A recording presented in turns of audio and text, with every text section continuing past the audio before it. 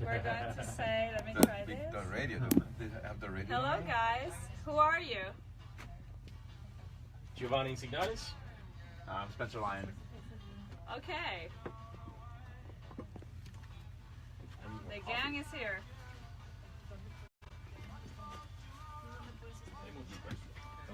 Hey Motica, are you one of the sponsors? Yeah.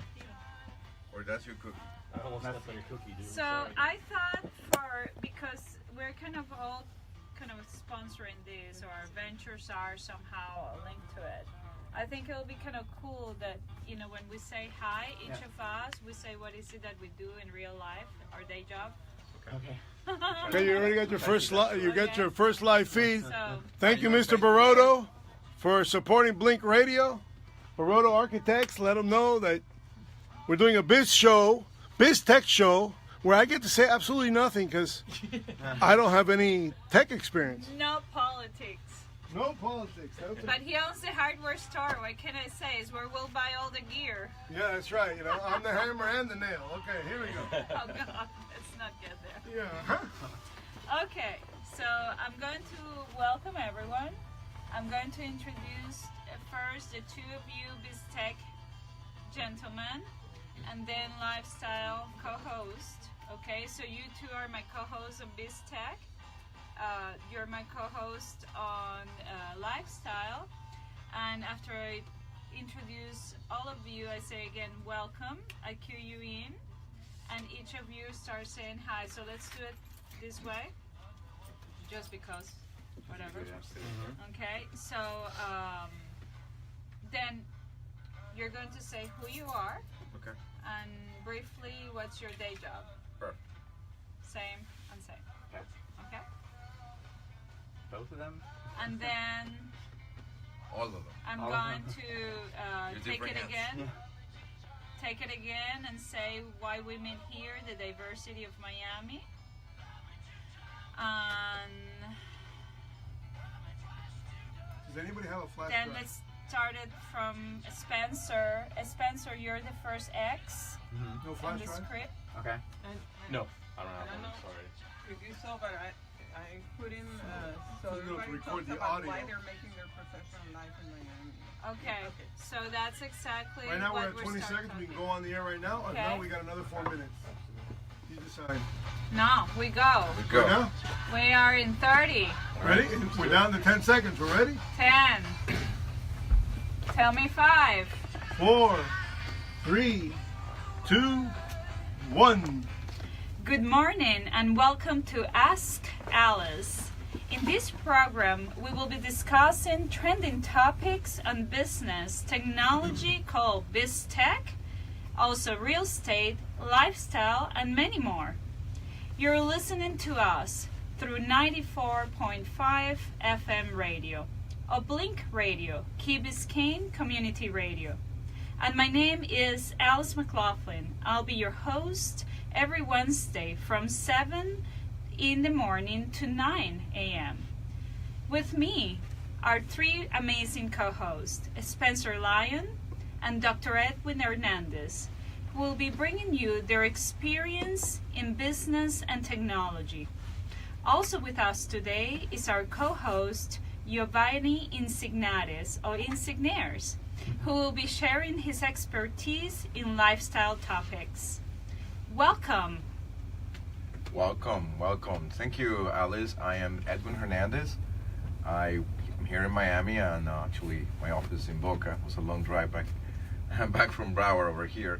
And we have a company called Igla Communications in charge of streaming. Actually, this is media, one of the fields that we interact every day. And we've built technology for streaming and multimedia, everything related to that. And we also have an incubator in Boca Raton called the Iglavator. Good morning, Alice. So I'm Giovanni Insignatis. I'm founder of Insignia Media. We're a digital marketing company that specializes in helping businesses grow through social media channels, through hyper-targeted targeting, and helping them kind of spread their word through all social media channels, helping them to acquire new business and leads. Good morning, Spencer here. Thank you, Alice. I'm looking forward to talking a little bit more about BizTech. You know, that's what I'm all about, being co-owner of RealDAX, a real estate tech company here in South Florida, as well as one of the directors of a early stage startup accelerator called Founders Institute, really supporting the ecosystem here and helping young entrepreneurs really grow and scale. So excited to be here. So thank you everyone for being here early this morning, and I couldn't have all this happening without a very special person, and he is Manny Campbell. Yes, thank you for coming to Blink Radio. This is our first ever BizTech program, and here at WSQF we aim to be a lot of things to a lot of people, and it requires community. So I can't help it to understand that you all are a lot smarter than I. And this is really awesome because I get to sit here and absolutely say nothing except for, I'm surprised you just gave me the microphone, so this could like run off forever. So carry on and enjoy, where the audience has to know that when you blink, listen to Blink Radio, you blink once, yes I said it, blink twice, yes you missed it. And I love that motto and the fact that we're also community radio. Thank you again, Manny, for this amazing opportunity of having this show where we're going to bring local and international talent to and have the opportunity to promote not only what is it that they're doing, but also the impact in our society, as BizTech is intrinsic in everyone's life, and it also is part of lifestyle nowadays. That's why we combine those three verticals into my show called Ask Alice. And that's one of the reasons why we have met in Miami, you know. It's a meeting point for diversity of people from all over the world. And I want to take a little bit that stigma of we are just LATAM door or gateway, because we really are finding an amazing diversity from Europe, Asia, Caribbean, and South America. I have had the fortune to meet a lot of Haitian people just by coincidence, and we're launching the book of one of the artists we represent later on this week. So it's a meeting point. It's an influx of new trends in technology. It's evolving from being the typical summer city and fun city to a real marketplace where we have technology and real estate markets trending and creating waves around the world, and wanting people to come here and relocate and create their home and establish their families too. A city that continues to grow every day, and is really, really exciting. And I want Spencer to kind of tell us what is Miami, because I believe we have an interesting mix here. We have some Miami guys, really from Miami. I was actually born here. Yeah, so was I. I'm born and raised Miami. I No can't kidding. believe it. I'm How about so that? lucky. 2 in 1 room. All right, make that three. Three in 1 room. This is like amazing. When we're in a city where are you from? It's a long story. Now we have 3 Miami people. So Spencer, take it from here. Yeah, originally born and raised West Kendall. Let's go. There was, if anyone knows where the zoo is, there was a little cage that used to keep me in back there. Yeah, native Miamian, so I have a true passion for the city, right? Growing up here, around so much diversity and being around so many different types of people, it's hard not to be inspired to want to support it and help it grow. And I mean, the last 5 years itself just exploded. I mean, you can't look left or right without seeing some cranes, right? Hence my business in the real estate world. Miami just means so much to me in the sense of community and diversity, and how it comes together and brings so much different cultures and food. I'm not gonna lie, I'm a big foodie, so all the different food out here is just amazing. Yeah, it's a city. It's a young city for sure. And it needs some more help, and I think with enough people working together in a strong community, we can make this city grow even more and even faster. So Now, Giovanni, you two are kind of meeting each other, but you kind of run in certain simultaneous or concentric circles with Spencer. Tell us a little bit about you and Miami. Yeah, so like I said a moment ago, born and raised, so definitely a rare breed. And it's a really exciting time to be living here. So although the thought of leaving Miami has crossed my mind countless times, and possibly just kind of setting up shop elsewhere, just something just continues to keep me here, bring me back here. To Spencer's point, just the growth that we're experiencing here, I think it's a very exciting time to be living in Miami. So just to be able to be a part of that and contribute to the city's growth just really is. I'm having a blast. So, what's your ethnic background, guys? Spencer and Giovanni, who is taking the microphone right now. Sure. So my family's from Colombia. Yeah, of Colombian heritage. And you, Spencer? I'm American and surprisingly Cuban. So yeah, I know it looks like grandmother, it. grandfather. No, Explain that one to me. Father. My dad was born in Havana and came when he was about 8 or 9. And so I would say I'm second generation on my father's side, and all my family here, we celebrate my Noche Buenas, and you know, so. Oh, very cool. So you're official American Cuban. Yes. I was educated at the differences between American Cuban and a Cuban American by Mr. Cambo. Yes, it's very important that it's kind of hard to change the trend, but the truth is a naturalized Cuban is a Cuban American because he was born in Cuba. But us that we were, I didn't always feel this way, but as I got older, I realized that we're not Cuban, we're Americans, and our parents are Cuban. So I've told politicians this, if you're Cuban American, stop calling yourself that unless you were born there.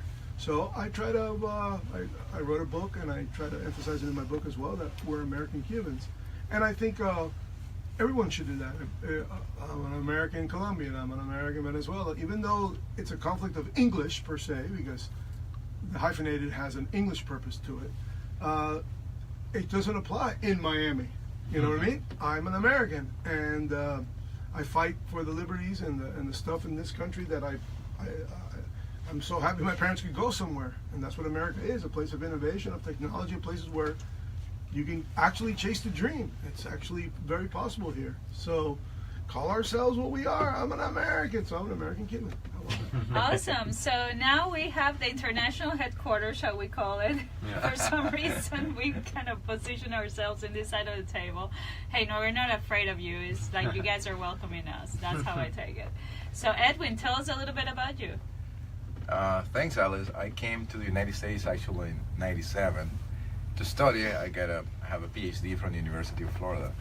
But the way I came to Miami was a little bit of coincidental. I was working for Microsoft back in those days, and then one day one friend asked me to come to Plantation, Florida to work for Motorola to an interview. And as soon as I landed in Fort Lauderdale, I'm like, what am I doing in Seattle? It's like, look at this sunny weather, all these people here. It's middle of October on the beach in the ocean. And I was like, I don't understand why people move to Seattle. This is just not, doesn't make any sense. If people are enjoying life and they can do tech here. So since then, I moved here in 2003, and I've been in Miami and Fort Lauderdale area for all that time. And my family is actually, I'm from Honduras. Actually, I was born in Honduras, born and raised and I moved to Costa Rica for some time, so I've been in multiple countries. And when I came to the States, basically I saw the difference, right? The freedoms that we enjoy, the liberty, the rule of law. Those are the values that America has attracted many immigrants for. And I'm very proud to be an American now because I became an American citizen as well. And I'm proud of it because it's something that it's an achievement basically. Not everyone can say that. I believe that I belong more in America than I belong to my country. I live more time in this country than I live in my country, for example. And with conscience, because you may say, oh, I'm from Cuba, but you came at 8. You didn't know what it was Cuba, right? You probably didn't remember where it was. I don't even think our parents know what Cuba was. Yeah, exactly. They have maybe they have look a at Cuba now and they say remembrance. that's not my Cuba either. So. Well, I mean, and now that we're here, we're very excited to participate in a city that have seen growth. I was going to the events in Refresh Miami back when it was in the Nokia building, when we were like maybe 10 people, 12 people, with different type of startups. Most of us were like working for corporations. And now the events in Miami are Emerge Americas. We just saw it, right? It's just a huge event, and lots of people, vibrant community, lots of startups, and we see the change, a drastic change in a decade. That gives a lot of hope to Miami. And like Ali was saying, is we're breaking the trend that we're just this place for fun, for coming for vacation, and we are thriving the city. Like I said, it's an opportunity because we have all these tech people living not very nice locations like Seattle. I mean, Seattle is a beautiful city, don't get me wrong, but the weather totally sucks 9 months out of 12.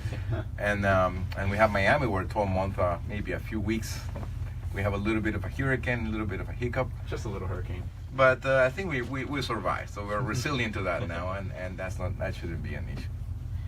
And eventually we'll bring that topic of resiliency and real estate, which is not only trending thanks to some higher instances of politics. It becomes a real word that everyone will have to learn what it is and what it really, really means. But we'll get to that in another episode and another program.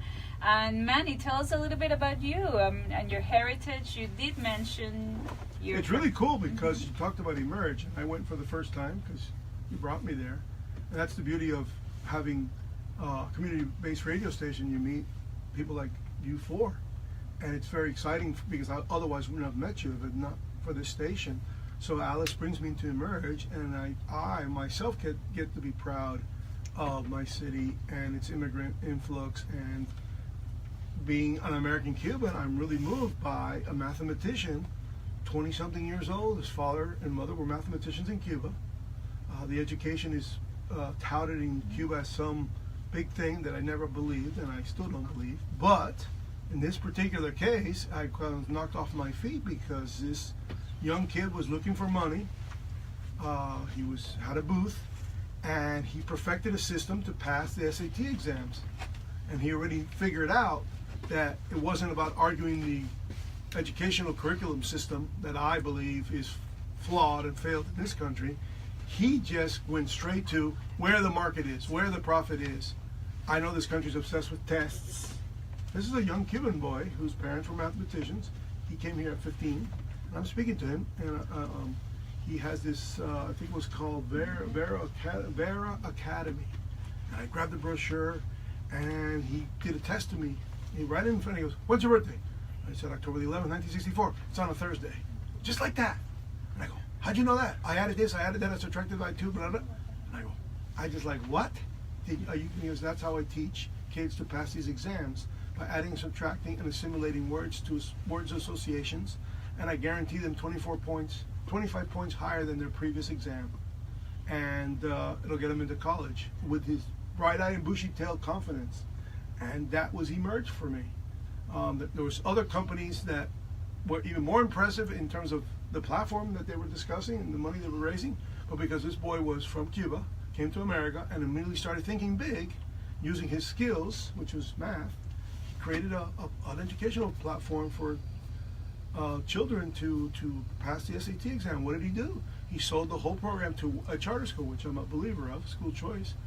And the charter school bought his program, I think, half off. And if the kids do the SAT success that he claims, then that charter school system will now he'll go from one school to 20 schools. And then, of course, it'll boom. My family has, I have a brother who owns and has built 20 charter schools.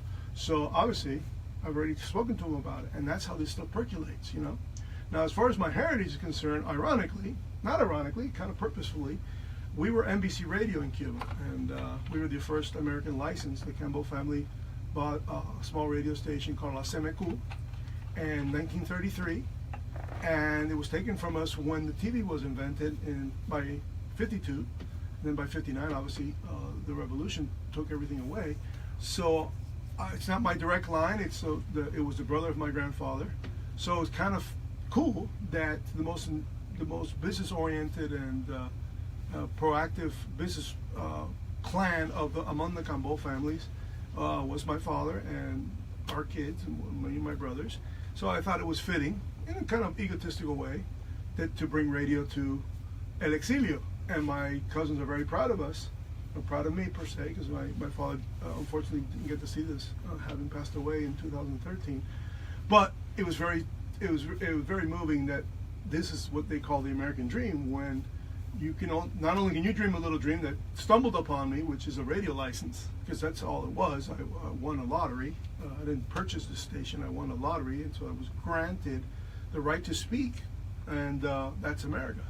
They give you a license that you don't have to pay for because freedom of speech is a big issue in this country. What country can say that, where they actually give you the right to speak to a large audience? In this case, it's 164,000 people we reach, and through the live streaming we reach the world. So the technology that you guys are involved with, you have blessed me with whatever the hell you know, that allows us to do what we do here. And it's live stream us as WSQFradio.com/live, and just connect that to your car, and you can hear us, everywhere, including Havana. So. And thank you so much, Manny, for sharing your story. Also, let's remind everyone that they can call in, right? Yes, 305-365-7777, better than a taxi. Okay, and let's repeat it, 305-365-7777. And on international calls, so toll free? Yeah, 1-844-645-WSQF. And let's repeat it one more time. 1-844-645-WSQF, which is actually 9773.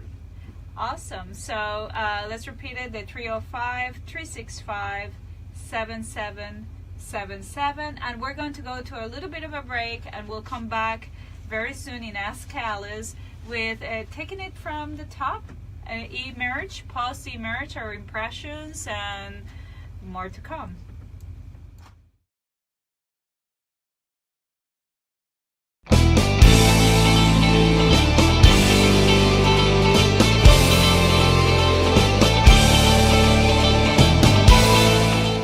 Emerge is a conference that happens once a year in Miami, and it's actually very techy. And it's about startups, innovation, technology, but everything has to do with lifestyle. And we saw some amazing things, and I want Giovanni's opinion on it. Sure. So kind of returning to the conversation we're having just a moment just before the break, where Edwin was talking about what's possibly hindering some of that investment capital coming into tech versus real estate. And I guess as someone that's kind of watching this sort of tech bubble or watching it emerge from the outside, given that I'm not in it as heavily as you guys are, one of the things I keep noticing, especially with a conference like Emerge, is that Pitbull is sort of front and center when it comes to the promotion of this, and as involved and as much as I know he's invested into a lot of companies and a lot in the community. I guess I'm kind of curious as to whether that might be something that's hindering some of the investment. Is Miami, I guess, in a sense, living up to that stereotype that we're a party town, and maybe how serious could Pitbull be if he's a rapper? Right. So I was just kind of curious and wanted to get either Edwin's or Spencer's take on that. Yeah, I like we were saying, you gotta respect Pitbull, his grind, his hustle. I mean, he'll always say he's a 305 boy, start from the bottom, so, and it's something you gotta commend. But at the same time, you're right, I think it does play to a certain stereotype of Miami. I do think it's a small hindrance, because serious players in the space, Sequoia Capital is gonna look at it and be like, man, I'm not sure, what's going on. The Y Combinators and the players out in Silicon Valley and New York and the more established cities aren't blinking twice at Miami. Part of what I did in the past with my venture capital events was to fly in these investors and angels and venture capitalists to come see the talent, come judge pitch competitions and see what we're working with on a more serious note. So sometimes it can be taken, I think, a little bit like, oh, that's just Miami. Nah, they're doing it again. They're throwing a big party and they're putting some tech around it. But we're much more than that. So showing a little bit more serious type of players in the game, I think, is going to be very, very crucial for that smart money, really. So, true, but okay. Whether we like it or not, he has formed a different type of industry within entertainment. Mm-hmm. He's a philanthropist. Oh yeah. And he has his own ventures beyond entertainment. Also education. Yeah. You guys building charter schools. So why we keep thinking that is a very good question. Why an entertainer? So why are we, that we're talking a serious topic here in an entertaining way, aren't taking non-serious or serious? So that's a very good point, because it goes back to a little bit of the stigma that happens, I think, in Silicon Valley.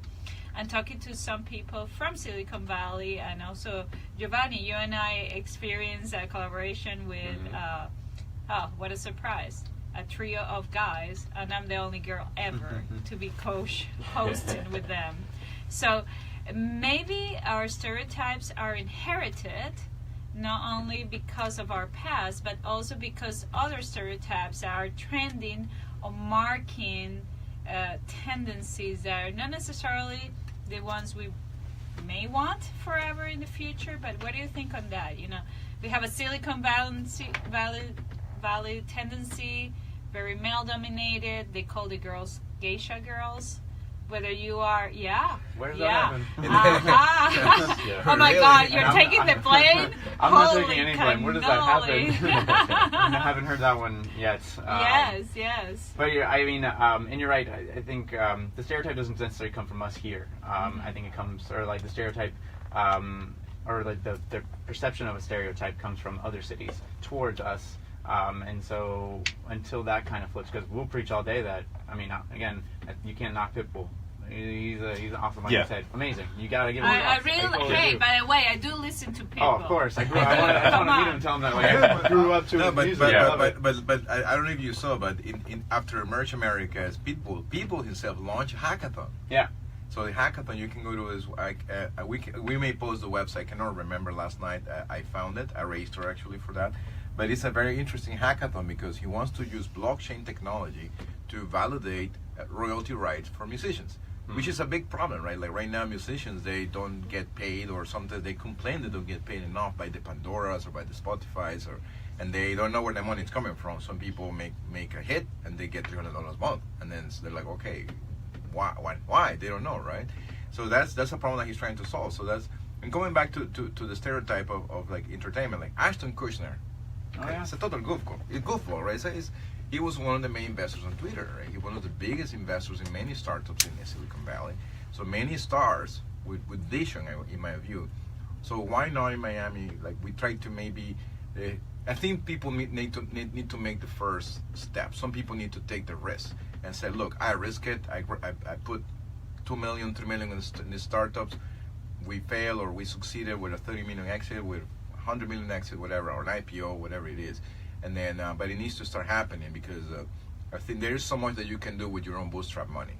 Like if you make your own startup, you may generate $300,000, $1 million a year, but that's not sufficient to bootstrap a startup. That's usually enough to keep operations going, to keep the lights, to keep it moving, but to make it into a larger stage, for example, to make it to the Silicon Valley stage, you need serious amounts of capital. Oh yeah, I mean, large amounts of money equal faster growth. Yeah, I mean, there's no, but that's like I say, and Ashton Kutcher was able to. I mean, that's one example. I mean, right? but look at it. I mean, looking from the outside, not being in this world, the truth is, creativity is what widens the path to happiness. You know, and who better to have vision in a technology than these creative types, which are the actors, the singers, the songwriters, the directors.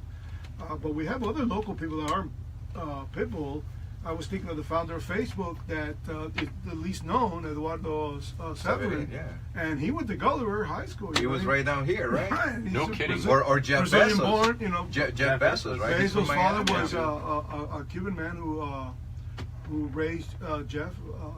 He wasn't his biological dad, but Jeff's here. He wanted to bring the reason why Miami made it to the last finalist of the Amazon drone delivery system is simply because he was hoping that the people around him would accept his hometown as a possibility. But if you're from here, you realize, not likely to happen. Why? Because we don't have the infrastructure for the amount of growth that's come here. If you notice what's happening downtown, these buildings are massive, and we have no way to get to I-95 because we don't have the vision, the government vision, to build entry ramps, massive entry ramps into I-95 from this massive building. So now you can literally be an hour to go 100 yards just to get to I-95 in the morning from a Brickell residence, and that's going to be an issue later. But I think, but some of the people in on those buildings are actually building some sort of assuming that into the future this is not going to be resolved, but they're building like carports where you can actually hover your craft into that carport. So in other words, they're thinking it into the future, right? Yeah, the like next the 10 years. Jetsons. Yeah, you have this big drone that carries you from point A to point B, and it's going to land in the 10th floor of your apartment. So Just like the Jetsons. Just like the Exactly. Jetsons. So this vision. So it comes back to like, okay, but at the same time, if this is true, assume that's true, right, to the future, right? So to be an innovator, to take risks, you need to think, okay, outside the box.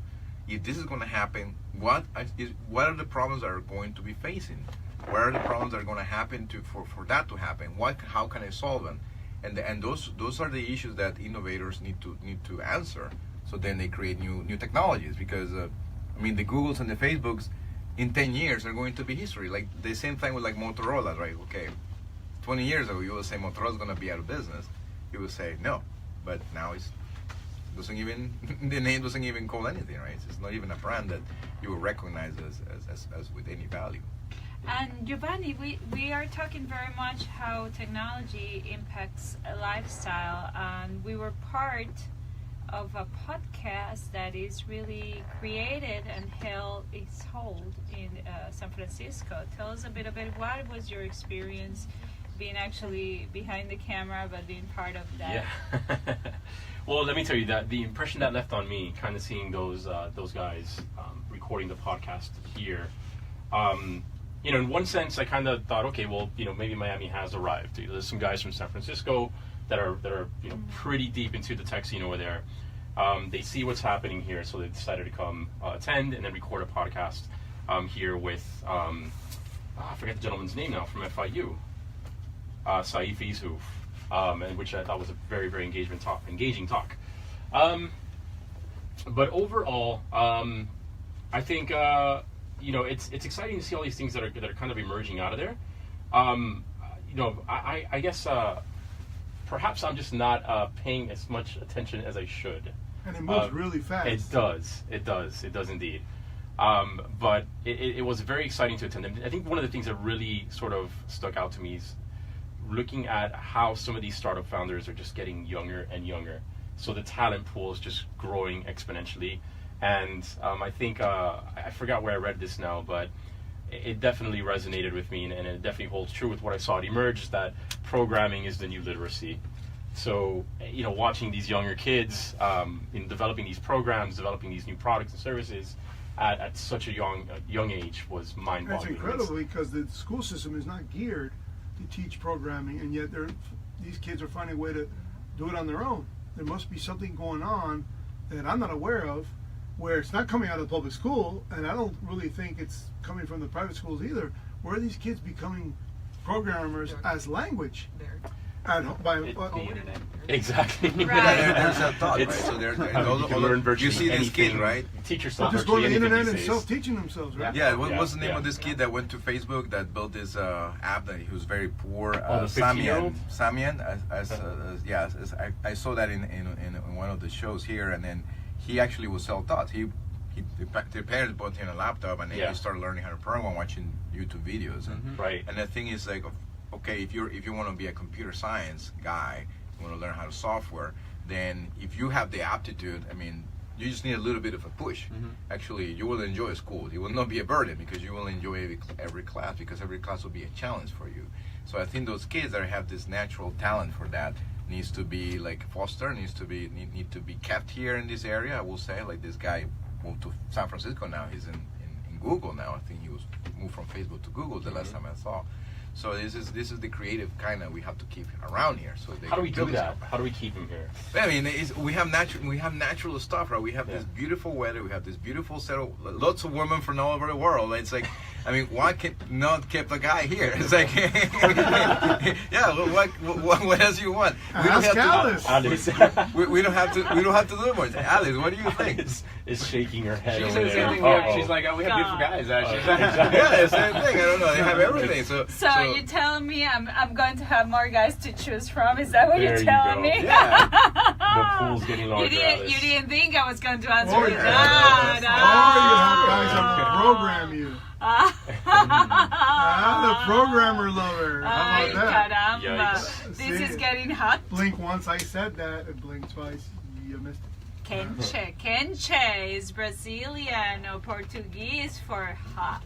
Really? So, no, it's interesting. How to keep people here is also to bring culture, is also to bring other things of lifestyle. You just can't move a family or establish yourself if you don't have a support system. Finally, our fast train, or almost fast train, is going to start very, very soon to run from Orlando to Miami. That's one way connectivity, I believe, is a big problem in this city. We lack of real reliable public transportation. The more connected we are intra-cities and inside of each city, and now that's a new conversation. How are we going to connect Miami with Miami, whether it's west, east, north, south, independently Miami to Orlando, which we know they go for Mickey Mouse, right? So, Yeah. but then how, imagine the stigma that Central Florida has with Mr. Mouse, you know, and Miss Mouse. So how to keep people here, I truly believe, is trying to make more incentives. Our governments need to step up to the table and make it more competitive. For example, in the media world, Doral, the city of Doral, has pretty much become the place, Medley and Doral, where all networks are based.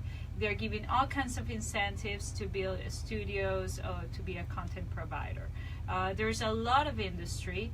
And maybe it's your small business, concept, but there's a lot of small businesses in the industrial area of Doral, and now the Hialeah, who used to be the traditional, you guys are from Miami, the traditional manufacturing is changing. Why? Because there's more competitiveness from Doral. A place that didn't exist, for that matter.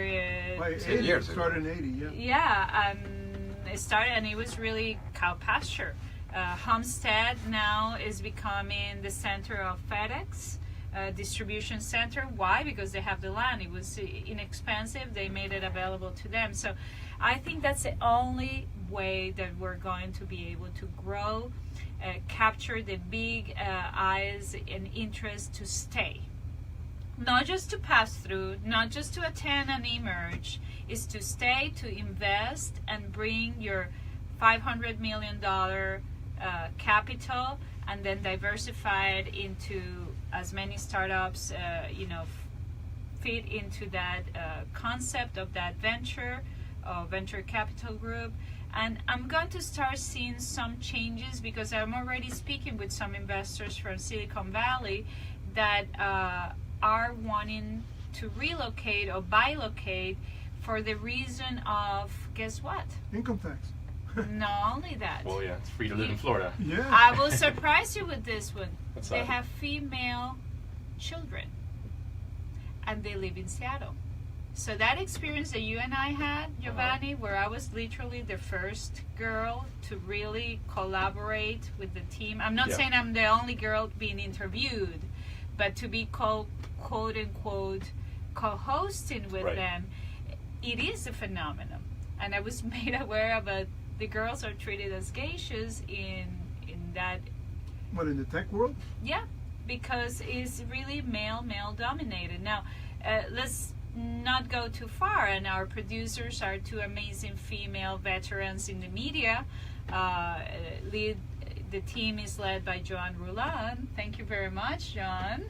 And we have another producer that is helping us in the back stages, and she'll come out the box, shall we say, soon enough. But we're almost like a half team here, which is very unusual in media.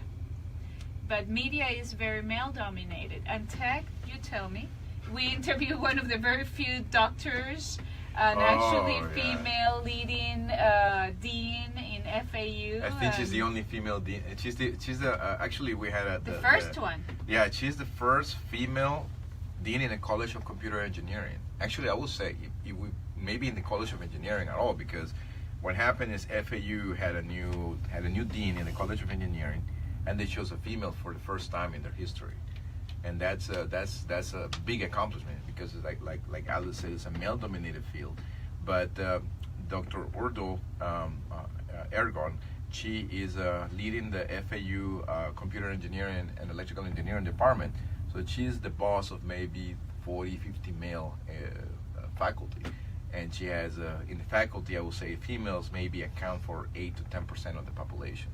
So that's, so we need to incentive more female engineers, because I work with many female engineers, and then some of them are brilliant, but they just want to stay. For example, I had a friend of mine. She was gifted kid. She was in a gifted school because she's most likely high IQ, maybe 140, whatever it was. But for some reason, she always played dumb. In other words, she will go and try to be the cheerleader. She always tried to dress right, be a coach, and work out and fitness. And she had this secret life, we call it secret, where she was this nerd, right? This computer expert, right? And she will have she will participate in the classroom, and I will see how she will perform, and she was very, very good, and better than any guy that I've seen.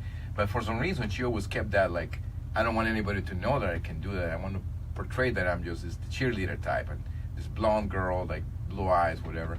But that's part of this geisha concept. So it's like this needs to be eliminated, because it's not conducive for creativity. Usually females are more creative talent. They think more out of the box. They have ideas, and sometimes men, they're like, oh, that idea comes from her. It's like, maybe it's not a good idea. Maybe it's the best idea, because she has a different perspective, right? So I think we need to insert that into No, the our predominant creative- consumer of products across all spectrums are females. Yeah, exactly. And I it's think like, females drive the 50%, capitalism. right? 50% of the Probably product. more, because women will also buy to try, whereas men won't buy until someone else tried. So women will buy 5 products to find out which one's the best. That's 5 purchases. And men won't. Men will wait for everybody to tell them, hey, what do I buy?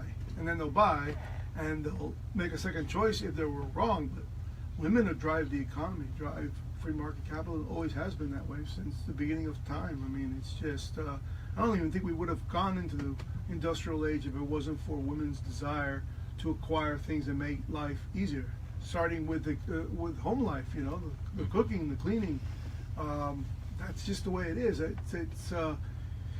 You have to be very conscious that the political arena doesn't succumb itself, because you also have the other issues, the workplace harassment issues, that if they get exaggerated out of control, the men will push women right back into the back room just for fear. I'm not going to hire you because you're too good looking and you're going to create chaos in my office. And you got to always the social economic issues always have to sit there in the background, and women and men have to find a way to not destroy each other in the workplace so that these things can happen. Because if women are going to get out of the geisha movement, this thing, the men have got to learn to be gentlemen, and women got to learn to stop exaggerating. And there's a balance there, so that the creativity and business take over.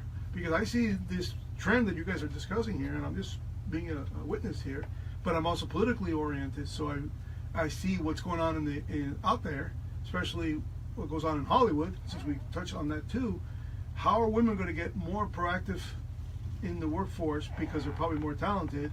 And you have the cheerleader acting like a cheerleader, and she's a genius, meaning she's putting her sex on her sleeve, not her brilliance on her sleeve, and then not expect for a man to behave the way they do, and then accuse him of something when she came in as a cheerleader. You know what I mean? Right. Women have got to learn to realize that there's a role for a man in society and a role for a woman in society, and somehow, somewhere, you need more manners from both sexes. There should just be a role for humans. Yep. That's it. Yeah. That's yeah. That's why, my favorite person in the world who is Motica. I introduced Motica. Oh, no. And she's a real blonde. And he's a real blonde. Yeah, the only real blonde in the room. What? And we'll do a little bit of a break, and we'll remind our callers that 305-365-7777 is our local number in the Ask Alice show at 94.5 FM Blink Radio or Key Biscayne Community Radio, and we'll be right back. We've seen some questions being sent to us in Instagram. We'll answer them, and we're having some callers on hold. Thank you very much, and we'll be right back after the commercial now.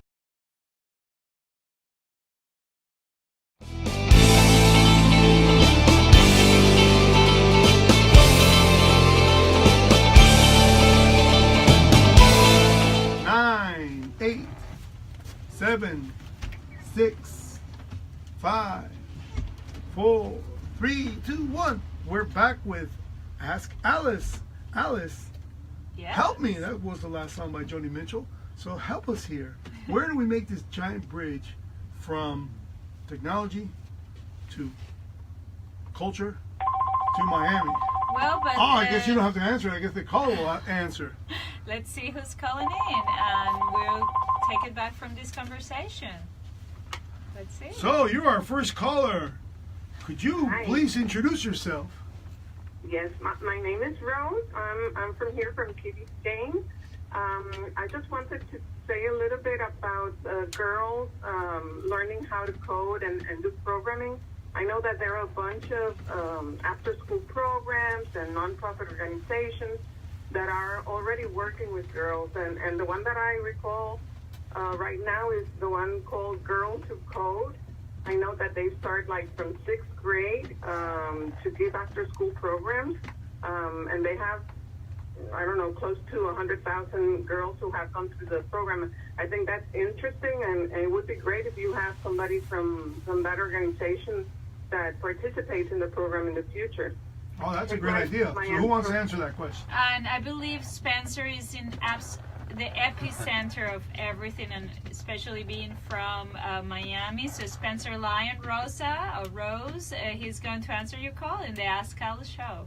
Yes, thanks, Rose. And you're right. There are a lot of programs specifically geared towards women, specifically geared towards African Americans, specifically geared towards Latin Americans. And these programs are, sometimes a little too tough to find, in my opinion. And I think there's a lot of things that can be done for that, but they are available. Girls Who Code is a phenomenal program. I think some of the girls are actually in the Emerge Hackathon. They move on to things like WinCode or Ironhack after that to get even further education in coding, pretty much even having the ability to skip university altogether. But it is a foundational system or program that I think really builds on that coding language for these women and other groups as well. Even one of the groups that I work with and support is WinLabs. My accelerator, Founders Institute, is an idea stage type accelerator, helping people really understand. WinLabs is an organization, and then WinLab is an organization. It's called Women Innovating Now.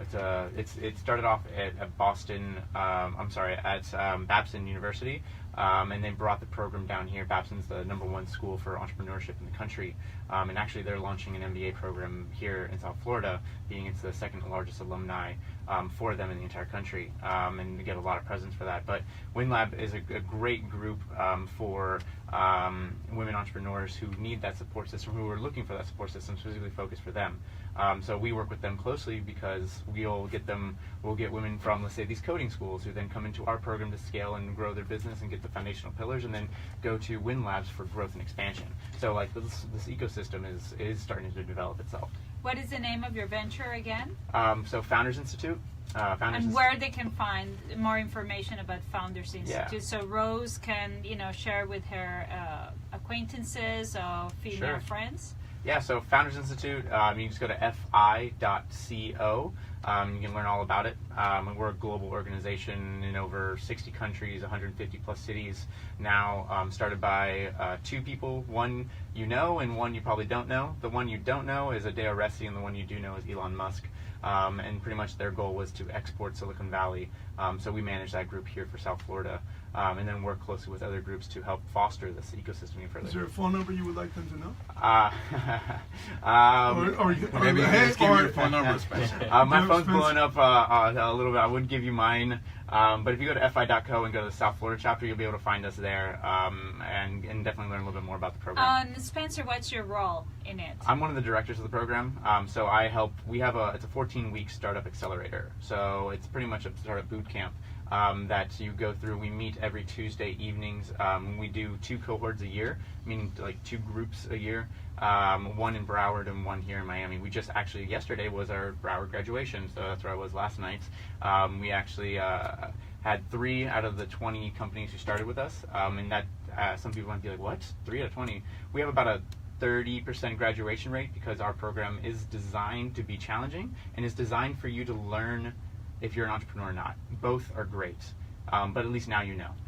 Right. Yeah. And Giovanni, have you seen some kind of, wait a second, we have something in Instagram asking us about how do we see governmental support in this ecosystem? What's your take?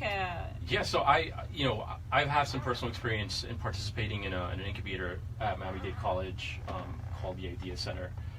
So you kind of, I've seen that trend around town as well as Startup FIU and other organizations. Spencer, we were off the air, mentioned one at the University of Florida. So you're definitely starting to see some, the government sort of starting to invest funds in the public universities and colleges to kind of create these, to foster that creativity and get some entrepreneurs, help them get their businesses off the ground, help them sort of hone some of those 21st century skills. And I don't know if we have answered Rose's question. Yeah, but Rose has some. she's, She probably got more than her chew. We love the question because that fostered all these responses, and that's the beauty of talk radio. And I want Giovanni to continue. I just didn't want to ignore Rose at all, because we also have in these feeds now from Instagram our international followers. But tell us a little bit more about the Idea Center, and also, like Spencer was explaining, now there are systems in education that are overriding the traditional path of going through your degrees and all that, and we're seeing that more and more, especially in the Idea Center, right? Yeah, and I'm kind of curious, actually, I guess sort of comparing the two, right? So are we at a point yet where we can sort of bypass the traditional sort of educational path through the universities and colleges, and maybe start sort of, where people can say, well, I'm going to get just as good, if not a better, education for such a specific skill, such as programming or some any other at a technical tenth skill. of the cost. Right. Maybe let's go in that direction, right? I think there's people learn how to speak English, right? People will learn how to speak French or German, but you will never write a bestseller in German, or you will never write a bestseller in English, because you dominate the language, but it's for communication purposes only. I think programming is the same thing. You need a certain amount of skill set to actually build something that actually works and works well. And that skill set, I think, requires a more of a non-linear, or I will say, it's like you need to learn multiple skills, like math, for example. Computer vision is pure math. Big data is pure probability. So even if you know how to code, you will never learn how to do big data, because it would be so hard for you to understand the concept of statistical analysis and probability that you may just come with some numbers or results that will never work. And that's that. So I think getting the skill to learn how to code is basic, because it's learning a new language. But at the same time, you need to have all this background that will help you, for example, in creating new things and new devices, new technologies. So basically, connecting dots. You need to be able to connect the dots. The language is just right now is a novelty, because learning a programming language right now is becoming a need, because that's a way for you at least to capture your computer and communicate with another computer, right? But now for you to be able to use that language in a way that is going to be innovative, then you need all sort of skill set, because otherwise everybody's going to repeat the same code again and again and again, right? Everybody's going to write the same app 50 times. Okay. Spencer, with the startups that you've worked with, what would you say is how many of the companies that you work with, the startups you work with, have come from a sort of traditional educational background, or have that educational background in technology or programming? Or are you finding that there's a lot of sort of self-starters that taught themselves these new skills, or perhaps attended some of these boot camps that we were talking about a moment ago? Man, that's I want to say all of it. It's in the sense that it's a very mixed bag. I've had, for example, one of the guys who we just graduated from our program last night. He has a master's in engineering degree, a master's in business administration. He's a mechanical engineer. He pretty much developed a patented solar lens, and he's trying to scale that business now. So has a massive amount of traditional schooling that is driving his entrepreneurial spirit. Now, one of the second runner-ups for the pitch competition at Emerge dropped out of Brown to create his company, and pretty much got offered $100,000 if the first place person didn't accept. So you get these massive fluctuations between the groups, and entrepreneurship, I don't think it's in people. It's something it's magic. ingrained in you, and you have it or you don't. And it comes from all walks of life. I mean, the guy who created WhatsApp was in his 50s, right? So, you know, it can strike at any time. And, you know, yeah, you obviously see the success of that. So it's hard to say that. Here, I would say it's you're seeing the variance is so spread out that that's a tough question to say where and how and when these people are coming from, but they're coming, that's for sure. And have you seen a new trend where we are celebrating failure? Yes, I absolutely love failure, fail fast. And I think the problem a little bit is failure is such a negative word. But at the same time, every time I've failed, I'm going to throw up my little quotes there, I've learned. And I've gotten better. I know now what not to do. So it's not. I would see it in such a positive light that it still drives me to move forward. I don't take it as a pitfall or a wall. I take it as all right, pivot, move, shake. Can I tell a failure story? It's really good. In a minute, because he just mentioned my next question is pivot versus failure. Yeah. How to position ourselves also mentally to keep thriving and moving forward. And, you know, you can explain, guys, this. And I also want to take on the first-hand coder that we have here, Edwin, you know, like, because I'm sure most of his codings work, but not all of them. Yeah. Right? Well, for all my fans out there, pivot. If anyone gets that, so I hope some people out there do. But yeah, pivoting is so crucial and important. Like through my program, we have like pivots on a weekly basis because we're discovering new things and things like, especially when you're the creative, your baby, you're a little biased and you might be stuck in your own vision. You have that tunnel vision, and it takes a few outside perspectives for you to realize, all right, you know, maybe this isn't what my consumer wants. This is just what I want. You know, and for the entrepreneurs out there who say those lines like, oh, I never want a boss again, well, then you're not an entrepreneur because every single customer is your boss. You know, having that ability to not take that negatively and take it as constructive and use it to drive you is very, very important. So that pivoting is so crucial, especially in the coding world. There's so many things that might not work or crash, and then you have to go back and change, and yeah. I think like bugs, right? People hear about bugs all the time, or hackers and things like that.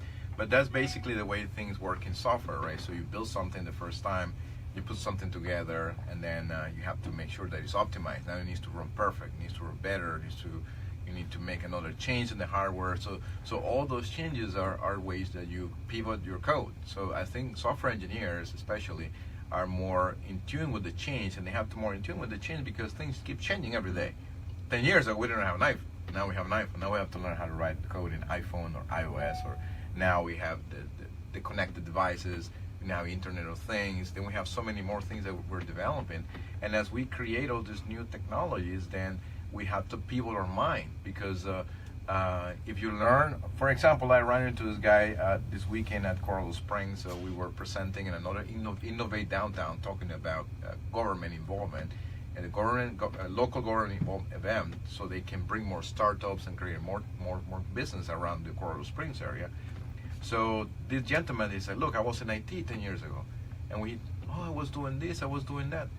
It sounds so ancient to me that I was like, wow, that you're right, that's how it was, but that was 10 years ago. So the guy is obsolete now, right?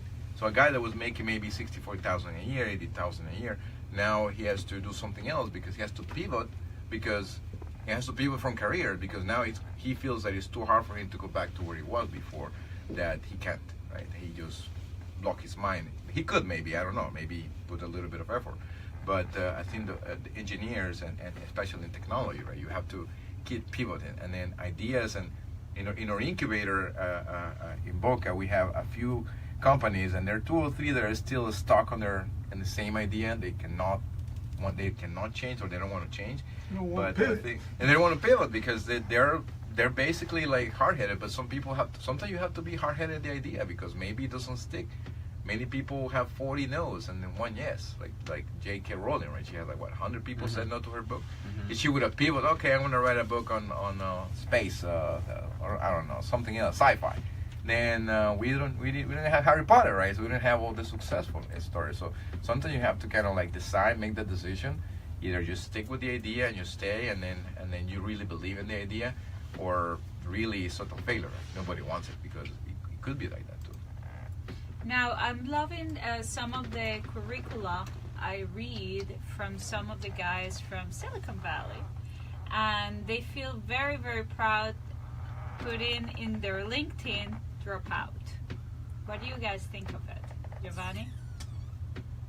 Well, yeah, I mean, if if you got a success story behind that, then of course, by all means, wear it as a badge of honor. If you've been able to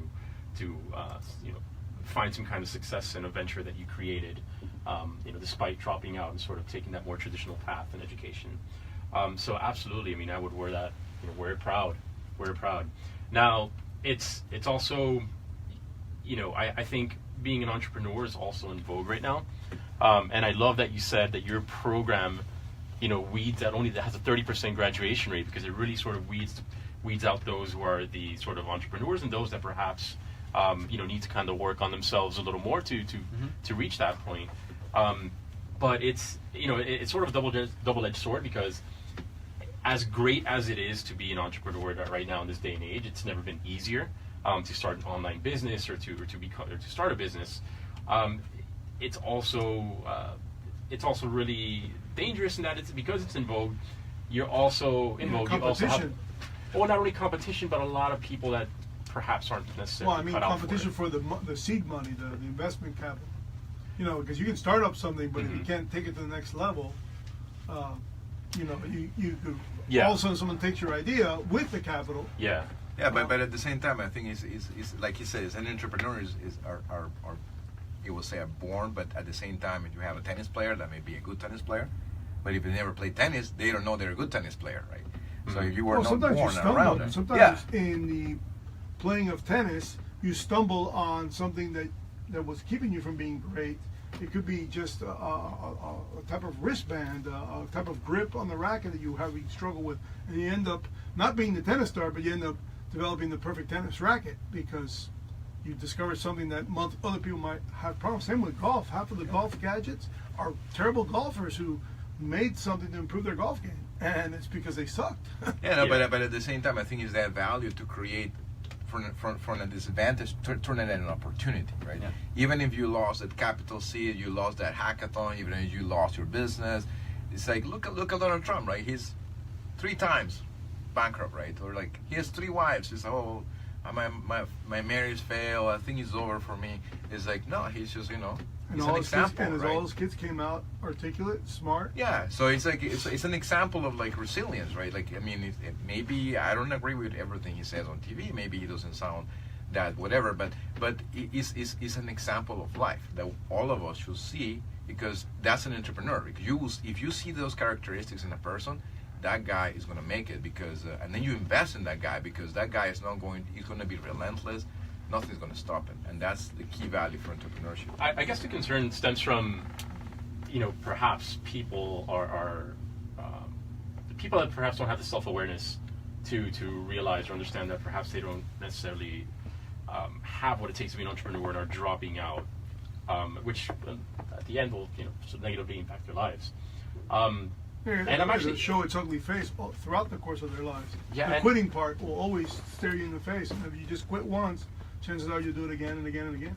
And I'm kind of curious, and I wanted to ask Spencer, is there a particular part of the program or a particular step in your program that tends to weed the most people out? What's that realization that a lot of the people that are enrolled, what is it that they find out about themselves or their business that eventually weeds them out of the program? Ooh, that's a good one.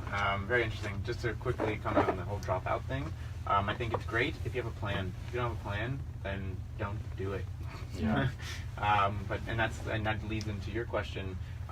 Once we put some structure around people's ideas, because ideas are worthless. I don't care who you are. Ideas are absolutely worthless. It's execution that I care about, and that diligence and that drive that will show through that execution. the richest place in the world is the graveyard for all the people who have brilliant ideas that never execute on them. And that's where our program comes in, and I think that's the biggest thing that's either inspires or influences people to stay or drop out. That once we start putting that plan in place and they start doing the market validation and start digging in on and trying to figure out their idea, they start seeing like, all right, maybe this actually really wasn't great, and I just wish I had something that kept my coffee warmer. And it was like, all right, well, listen, it's great that we learned that now. And I love what you said about ideas, because recently I heard about keeping your great ideas book, and we'll discuss more of that when we come back from our music break. So basically, this is perfect for the Prince's song. Since we're talking about entrepreneurs, this song is called "You Got That Look." So, 1987, Prince and the Revolution. You got that look.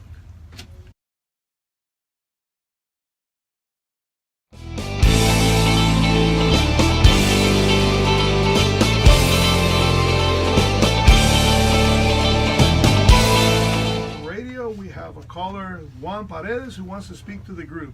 Go ahead, Juan. You're on Blink Radio. I am very excited about the new project and the fact that we're going to have Alice McLaughlin on board. I think Key Biscayne has lots of talents. Some of them living there on a permanent basis. Some of them come on a temporary basis. But there are a lot of wonderful jewels hidden in Key Biscayne, and I think that having a radio there is going to help all of us create a sense of community and get to know each other a little more. Well, Juan, how did you discover Blink Radio? Well, someone gave me the good news that you were coming up on the air today, and it's so pleasant to have a radio program, and particularly coming out of Key Biscayne. I think this is going to be a very positive asset for the island and the local community. And Juan, thank you so much for calling. This is Alice in the Ask Alice show. So what topics of interest you would like to hear in our radio show that's transmitted live every Wednesday from 7 a.m. to 9 a.m.? Well, there are multiple topics, but I'm particularly interested in the topic of well-being, how our community can grow, how the knowledge that a lot of people have in our island can help our community to create more cohesiveness, an environment free of drugs, more motivation. Oh, so you're talking healthy and joyful living. Okay, fantastic. So that's like a topic for actual community radio as opposed to the BizTECH. So you called simply because of you were listening on your way to work, or you're having your coffee? How is it it's important, since I'm the Blink radio guy Monday through Friday. You're my actual first caller who's actually engaging me from the village community radio standpoint. No, right now I'm sitting right in front of the main lobby at Mount Sinai. Oh my God! Watching the sunrise. So I just took a 2-minute break. I'm a physician here at Sinai, but I find it very exciting to have the radio. Well, I thank you a lot, and cohesiveness. Since now we got 2 PhDs in this forum, our other PhD here would like to say something to you, and thank you very much for bringing this to light. I'm more than an MD. I'm a CIO. Which is? A Chief Inspirational Officer. Oh! we need to create more Chief Inspirational Officer for entrepreneurs. Thank you very much. We need that in the inspiration. Thank you so much. Thank you. Alrighty, thank you, Juan. Bye-bye. All right, have a good day. Thank you. Thank you so much, Juan. That was a very cool call, and that one's one that brings me a lot of satisfaction, and it's only because of Alice. Brings more inspiration? Yeah, no, the very fact that it's a call from Key Biscayne, someone that I do not know who he is. Therefore, it's, remember, this is my incubator, so this is starting this, not knowing what was going to become of it. Right. And then Alice show brings it to the surface, which I could not have predicted. it's kind of like a combination for me emotionally. It's the combination of everything that's occurred here today. So Maybe I thank this you is all. the positive note of you. Yeah, I thank you all. Did you guys arrive here on drone or what? Were you guys That's a good idea. It felt like it, waking up very early this morning, but the truth is, Edwin has a saying that this is the Alice effect. So as well, he said it that way.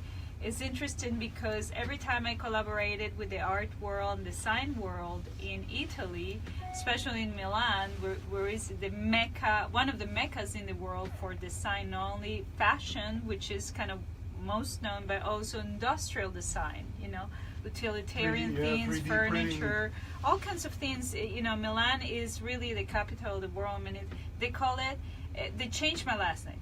So my last name is McLaughlin originally. So they went to Alicia Ferrari, but they realized the Ferrari is, typical Italian car, breaks down here and there, but I'm too fast. So they changed it to Alicia McLaren.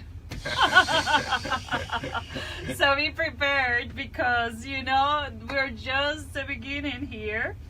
And as we're going towards the end of the show, I wanted to kind of give the opportunity to each of our co-hosts to wrap it in few seconds. What's the take of an entrepreneurship, startups, and what they would like to present next in the future shows. Let's start with you, Spencer. So what does it take? The core one thing I think is passion. Passion will drive you, and that alone, I think, can be the driver for people to really execute well and stay up late, work, 300 hours in 2 days. You know what I mean? Like, just really put in the time, because without passion, there's nothing that really motivates or drives you. So that for sure is something I think is very important. And next topic, let's talk more real estate. But I'm all about it. I like it. What about you, Giovanni, being in the digital marketing and advertising universe? Yes. So I think to kind of add on to a little bit of what Spencer just said, I think self-awareness is very important as well. So, understanding whether or not you're the kind of person that's willing to, be up to the wee hours of the morning to work on your passion. And in future shows, I think I definitely, I'm very, very much involved in the social media aspect of things, given my business, my digital marketing business. So it'd be great to kind of touch upon how it's impacting certain aspects of society. So, for example, Facebook announced yesterday that they're going to start a new dating app service within the application. So Ooh. it's going to be interesting how that kind of plays out. They're, they're well on their way to trying to be the internet. Again, it's connectivity in this amazing technological world. And what about you, Mr. Edwin? Well, thanks. I think the entrepreneurs need to have not only the passion to drive them, but I think they need to have a certain people skills too. And let's not face it out, but we need a little bit of luck. Sometimes you need that moment of like aha moment. This is it. I got it, right? And take opportunities. I think that taking chances are things that entrepreneurs need to do. I come from the corporate world, so it was easy to stay in the corporate world, but I didn't, and I took some chances, and here we are, right? So in the next shows, I would like to bring some of the entrepreneurs that I have met in our incubator, and people I met throughout the different areas here, to tell their story. Right? I think are inspirational, and then maybe people in the audience will find interesting ideas that they can want to collaborate with.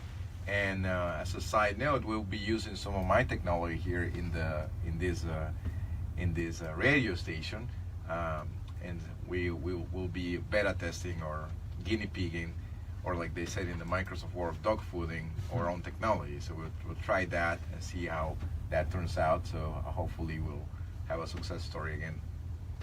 Manny, as our super host, and I say Well, that I get to be because super because I gained about 15 pounds the last week, or is it super just because? you Just have not because. been watching your diet, so we need to have a great sponsor coming into us, bringing us a super healthy, energetic breakfast coming up, hopefully soon. But tell us your wrap-up ideas about entrepreneurship and also what topics you foresee in the future. Well, it goes back to creativity. I believe that you can have passion, but it might be for the wrong things. You can have a lot of intelligence, but won't take any risks. You can have a lot of resourcefulness and know a lot of people who can't connect the dots. So in the end, you've got to be able to have this sense of creativity, and you've got to be able to reject the sense of equality and the sense of fairness and concentrate all your energies on victory. You must be obsessed with winning. You have to win. This country has to go back to competing and winning. Winning the argument, winning the invention, winning someone over, winning the banker over, the angel investor over. You have to win their hearts. You have to win their minds. And it's all about winning. I can go back to just getting a license, applying for a radio license, okay? Never been in radio, have no idea about technology. I'm unfortunately born in the 60s. I was an adult in the 60s, so I could have benefited from this computer world. And then, just unbeknownst to me, it's just on a subject line on an email. FCC permit 94.5 FM. What am I going to do with that? After I applied 2 years earlier. And it was motivated by nothing to do with radio. It was motivated by an experience, which was losing my freedom of speech. So that, really think outside the box. If you're a person that had something that happened to you that was very unfortunate, in my case it's upsetting. It wasn't really unfortunate because, thank God, I'm not handicapped in any way or form. But grab something that might have been a negative in your life, like a failure, celebrate failure.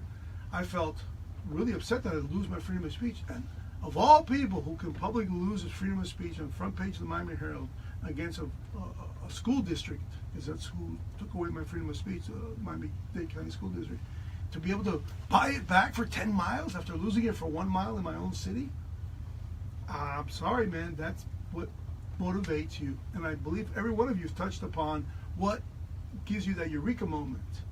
It's got to be creativity. So when I wrote a book, because I also had been writing a book at the time, I want to end my quote with, this is the last statement. I think this will be the last statement other than, well, we have 2 more minutes for Ask Alice to close. But I want to read this quote that's very important. This is the gentleman who invented the red light, green light, traffic light, not for the street, for the ocean, for the cargo ships in the middle of the night, to go to the right, to the left, in the middle of the sea when nobody can see. Okay? We must reject the notion of increasing human happiness. It's most important goal of society. It is not. It's far better to increase human creativity. Happiness will follow. John David Garcia. And that's what drives me, period. And you know, in that note, there are 3 amazing creative entrepreneurs that were born today, as a side note. And I'm going to start with Donatella. Yeah, Whoa. Donatella Versace, which they hold a very long history and interesting stories in the Miami area.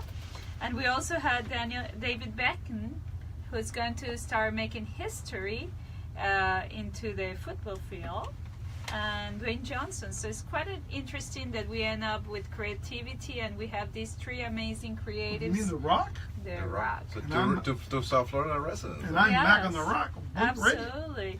So anyway, thank you so much, and we have also another quote to wrap up, and here is Edwin. Yeah, so we have another quote here, very interesting to say. If it's something you believe in, you really, really believe in it, then keep going forward, because success will come. So the relentlessness, right? So that's Cassandra Sanford, co-founder and CEO of Kelly Mitchell Group. Very cool. And talking about females entrepreneurs, and this is the Ask Alice show.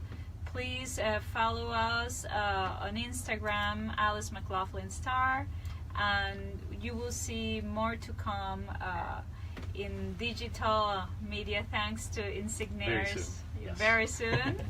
And we will have all of our co-hosts rotating and bringing amazing guests to you in the topics of business, technology, lifestyle. And this is the Ask Alice show every Wednesday from 7 to 9 a.m. in 94.5 FM Blink Radio or Key Biscayne Community Radio. We're now at 9 a.m.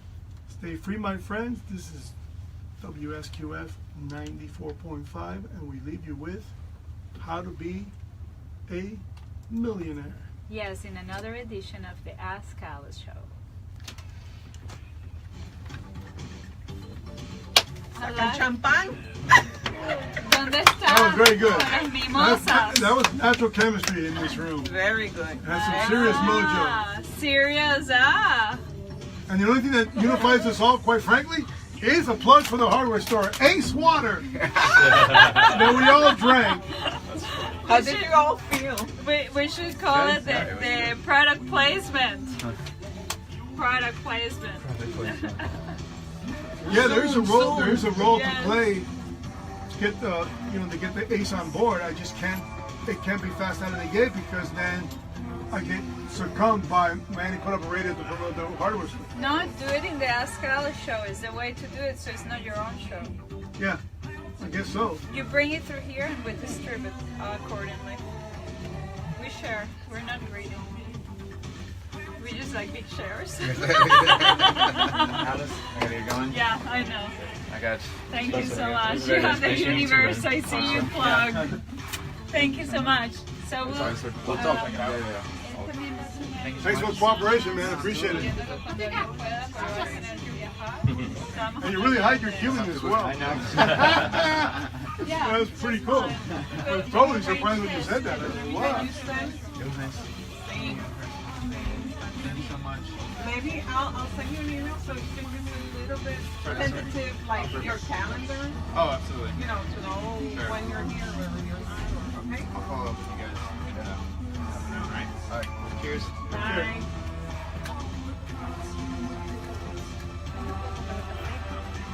Oh, In Ace Park?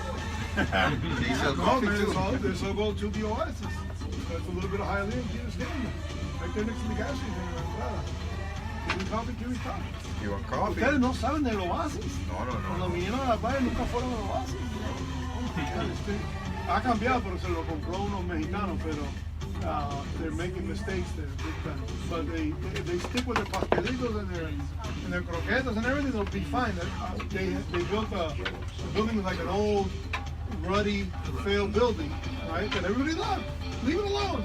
Bueno, guess what? All of a sudden, mysteriously, gets into has a fire, and then Seriously? they move right next door the next day. So that already everybody just keeps on talking about it, And but yeah, they're running a cooler stop, and they're a more modern place, but they still got the best stuff. You didn't? No, don't worry about that. I have cleaning people.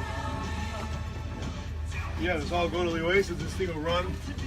That was very cool, man. It flowed Yeah. very nicely, and everybody. Yeah, and actually, like I said, like we can And try no to dead air. syndicate it with the guys in West Palm Beach. Yeah. So, and I have a. No, but I really would like. Maybe we connect this station with my station there. Absolutely. Yeah, so we can just put some server here. But you it have a would server have to be. space? Huh? You have server space? You're asking me questions. Oh, yeah. We can put something here. Manny, was this recorded? Was It today was recorded? recorded, but only on Facebook Live. Yeah, Facebook Live. But not and the audio? Instagram. The audio would have had to be on a flash drive. Could we record future sessions? Oh, absolutely. Okay. No, Turn into quite podcast. frankly, Exactly. Yeah. quite frankly, it was my failure not to just put it on the bed. All this is excitement. I forgot to press the famous button, because you have to do it atemado and name it, or else she won't pick it up. She'll just talk. I'll be in Like, Texas. I had to do this terrible thing, and it's just stupid, rudimentary. That a person like you would do it right away. Right? But you have to go in here, right? You gotta go to computer. You gotta go to P.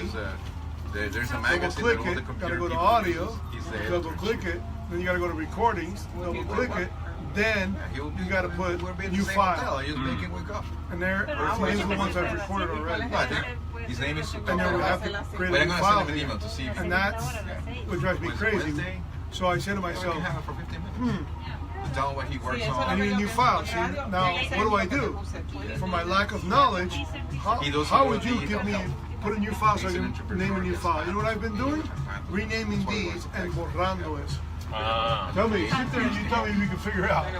Because I'm so antique. Wait, so you need to add a new file? I want to create a new file. And if you go to file open, this is the music. It has nothing to do with it. Yeah. That's it. That's simple. Mm-hmm. So what you want to do is you want to right click, Okay. and then you, Yeah. contact, text document, compress folder. I guess folder. So you want to create a new. I want to create a new another one of these so that I can record our shows. So you can't create a like a When blank we get off file. Facebook Live.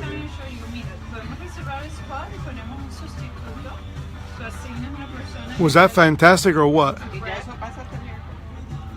Gracias, Gilberto. Blink once I said it, blink twice, you missed it.